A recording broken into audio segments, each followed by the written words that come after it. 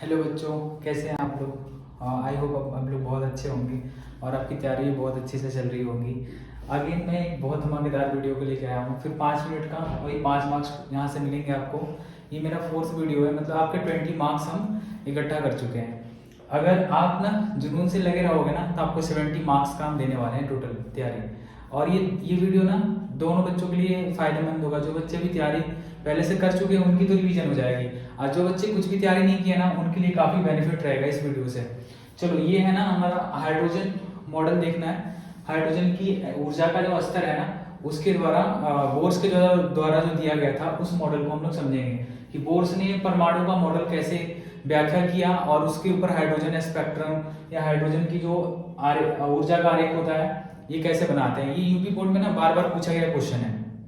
इसके पहले हम लोग पढ़ेंगे आपका रदरफोर्ड मॉडल। तो रदरफोर्ड मॉडल के ऊपर एक अलग से हम वीडियो बनाएंगे स्पेशली। रदरफोर्ड मॉडल जो थी ना उसमें कुछ कमियां रह गई थी, जिसको बोर्स ने क्या क्या सुधार किया। एक तो रदरफोर्ड की मॉडल की कमियां ये रह गई थी कि उनकी ऊर्जा का जो अस्थायित्व था ना, ऊर्जा हमेशा लॉस होते रहता है बाहरी सेल से परमाणु के। तो उससे क्या होता है कि उसके अस्थायित्व का पता नहीं चल पाता है। तो उसको सुधार कौन किए? बोर्स। अब बोर्स ने एक हाइड्रोजन परमाणु का ऊर्जा स्तर के बारे में भी दिया।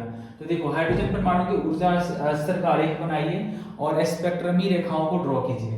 देखिए, रेखा तो देखिए बहुत ज्यादा वो लग रहा होगा, लेकिन इसमें ना डायग्राम के नंबर मिलते हैं पेपर में बहुत ज्यादा। अगर आप ऊर्जा स्तर ना काफी अच्छे से बना दिए ना तो आपके पूरे फुल मार्क्स 5 नंबर इससे मिलेंगे। देखो, एक है ना इसके ऊपर श्रेणियां आती है। या तो आपसे बामर का पूछेगा, लाइमन का पूछेगा, या पाशन, ब्रैकेट, फुड किसी के बारे में पूछ सकता है। बट दो पूछता है, 2 या 3 पूछता है मुश्किल से। या तो लाइमन बामर पूछेगा तो पाशन पूछ लेगा थर्ड तक, या तो 2 इसका छोड़ देगा, वो नहीं पूछता है। तो मैं 5 का लिख दिया हूँ, आप 5 की तैयारी करके चलोगे।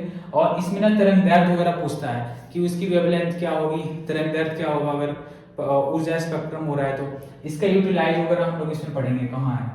देखो, एक लाइमन श्रेणी आपका, लाइमन श्रेणी कहाँ से स्टार्ट हो रहा है? 1 से। तो सबसे निचले स्तर पे जो होता है ना लाइमन। अब परमाणु देखो करते क्या है।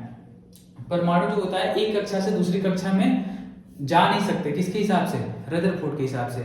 लेकिन बोर्स ने बोला कि नहीं, परमाणु एक कक्षा से दूसरी कक्षा में अगर हम लेके जा रहे हैं ना, पहले बात कि वो फिक्स सेल में घूमते हैं, तो उसके लिए ना ऊर्जा का ह्रास होता है। उसी ऊर्जा के ह्रास से ना कुछ कलर निकलती है। जैसे अगर आप परमाणु को ना सेकंड ऊर्जा स्तर से उच्च ऊर्जा स्तर से निम्न, ये निम्न वाला हो गया ग्राउंड स्टेट, इस पे अगर परमाणु को जंप करके आप ला रहे हो, जैसे मान लो अगर इलेक्ट्रॉन यहाँ पे है, यहाँ से जंप करके अगर यहाँ पे आप लाए, तो इससे जो एक किरणें निकलती है उस किरणों का नाम पता है क्या है? ये किरणें है ना अल्ट्रा वायलेट रे। अल्ट्रा वायलेट रे, इसको हम लोग हिंदी में बोलते हैं परावैंगनी किरणें। तो परावैंगनी किरणें कैसे निकलती है?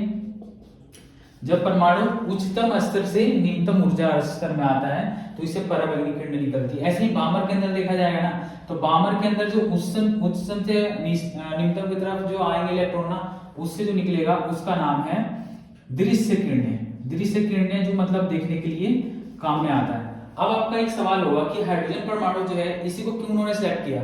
तो हाइड्रोजन परमाणु बहुत छोटा था, पहला बात तो ये था, और बाकी के लिए उनका फिट नहीं बैठ रहा होगा, कुछ उनकी क्राइटेरिया होगी। लेकिन पारावैंगनी जो है ना वो आपका यूज में हम लोग ले लेते हैं क्या करने के लिए? वाटर ट्रीटमेंट वगैरह के लिए।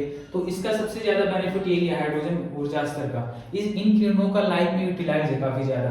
दृश्य किरणें कौन कौन सी होती है जो आपको कलर दिखाई देती है? लाल, हरा, पीला, नीला, जो भी है, ये सारे कलर आते हैं आपके बामर का। तो पेपर में ये भी आया है कई बार कि अगर ये बता दो कि अगर उच्चतम स्तर से निम्नतम स्तर पे अगर कोई इलेक्ट्रॉन जंप करके आ रहा है तो उसमें कौन सी किरणें निकलेंगी? तो पारावैंगनी निकलेंगी। इसमें क्या निकलती है? दृश्य। और पाषाण वाले में जो निकलती है ना, इसमें निकलती है औरक्त। और आपका सवाल होगा औरक्त किरणें क्या होती है? तो औरक्त किरणें इंफ्रारेड बोलते हैं। इनका यूज ना, ये गर्म किरणें होती है, इनका यूज हम लोग ओवन वगैरह में भी यूज कर सकते हैं, घर में जो खाना वगैरह पकाने के लिए यूज होता है। तो औरक्त किरणें निकलती है पाषाण से। ब्रैकेट से भी आपका औरक्त किरणें निकलती है, इसका भी औरक्त, और ऊपर फुंड से भी औरक्त। मतलब एक आपका निकला पारावैंगनी किरणें, दूसरा निकला दृश्य किरणें, और तीसरा औरक्त किरणें, चौथा भी औरक्त किरणें होती है। इन सब श्रेणियों के बारे में पेपर में बहुत ज्यादा बार आया हुआ है। अब थोड़ा इसके आगे हम लोग देख लेते हैं कि लाइमन श्रेणी अगर है तो देखो थ्योरी तो सबके लिए सेम होगा, जैसे आप लाइमन के लिखे हो ना कि जब हाइड्रोजन परमाणु किसी उच्चतम स्तर से निम्नतम स्तर में आता है तो कौन सी किरणें निकालता है, परावैंगनी, तो उसको हम लोग लाइमन बोलते हैं। ऐसे ही बामर के अंदर आप बोलोगे कि जब हाइड्रोजन परमाणु किसी उच्चतम स्तर से निम्नतम स्तर में आता है तो कौन सी किरण निकालता है, दृश्य, तो उसको हम लोग बामर श्रेणी बोलते हैं।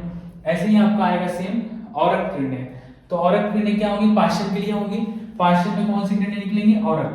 तो इसका भी सेम डेफिनेशन आप लिखोगे ऊपर में।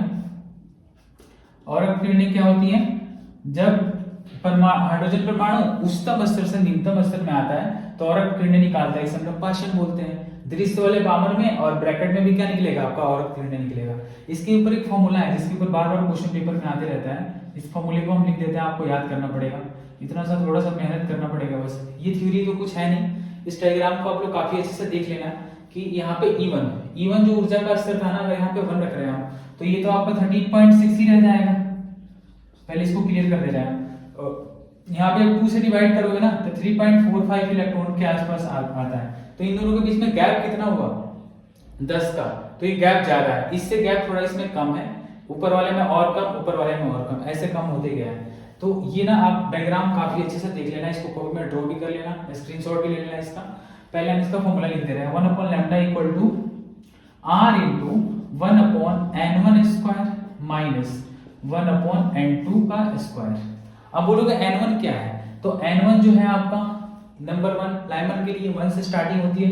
n2 जहां पे एक्साइटेड होके ना इलेक्ट्रॉन जंप करके गया, इलेक्ट्रॉन मान लो निम्न स्तर पे था, उसको हम ऊर्जा दे दी, वो जंप करके ऊपर वाले स्तर में चला गया, तो उससे क्या निकालेगा, ये परावैंगनी किरणें निकालेगा। तो आपको ना n1 की जगह पे रखना पड़ेगा 1, किसके लिए, लाइमन के लिए। तो इस फॉर्मूला को मॉडिफाई करके ऐसे लिख सकते हैं, r इंटू 1/1 का स्क्वायर माइनस 1/n2 का होल स्क्वायर। ऐसे ही बामर के लिए होगा, तो बामर के लिए क्या होगी वैल्यू, यहाँ पे n1 जो है ना वहां पे आपको रखना पड़ेगा 2, और ये चारों के लिए सेम ही होगा। मैं लिख के भी इसको दिखा दे रहा हूँ। r की वैल्यू आप लोग याद कर लेना, इसके ऊपर न्यूमेरिकल भी आ सकता है। अगर न्यूमेरिकल आएगा तो बोलेगा कि लाइमन के लिए ना एक परमाणु था, हाइड्रोजन परमाणु, जो जंप करके तीसरे कक्षा में गया, तो आपको लाइमन के याद होना चाहिए कि 1 से स्टार्ट होता है, बामर का याद होना चाहिए कि 2 से स्टार्ट होता है, पाश्चन का 3 से। सबके लिए हम फॉर्मूला लिख दे रहे हैं। तो यहाँ पे आपका 1 का स्क्वायर हो गया, बामर के लिए थ्योरी तो वही रहेगा सेम, बस यहाँ पे परावैंगनी की जगह क्या रहेगा, दृश्य किरणें।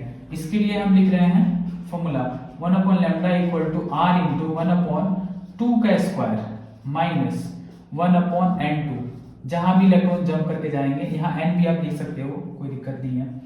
यहाँ पे n जो था 1 से स्टार्ट हो रहा था, तो 1 2 3 4 ऐसे चलता रहेगा, और यहाँ पे आपका n की स्टार्टिंग कहाँ से हो रही थी, 2 से, तो 2 पहला होगा इसका, 3 4 5 ऐसे डॉट डॉट जाओगे। ऐसे ही पाश्चन के लिए लिखेंगे, तो पाश्चन के लिए होगा 1/λ इक्वल टू r इंटू 1/3 का स्क्वायर माइनस 1/n का स्क्वायर। अब n जो है आपका एक्साइटेड स्टेट है, जहां पे हाइड्रोजन का परमाणु जंप करके जाएंगे। ब्रैकेट के लिए होगा 1/λ इक्वल टू r इंटू 1/4 का स्क्वायर माइनस 1/n का स्क्वायर। ऐसे ही फूड के लिए 1/λ इक्वल टू r इंटू 1/5 का स्क्वायर माइनस 1/n का स्क्वायर। किसी के लिए भी हम लोग कैलकुलेट करके इसका कैलकुलेशन कर सकते हैं। फिर से वही बात कह रहे हैं कि ये जंग वही जीत के लेके जाएगा जो आखिरी दिन तक लगे रहेगा।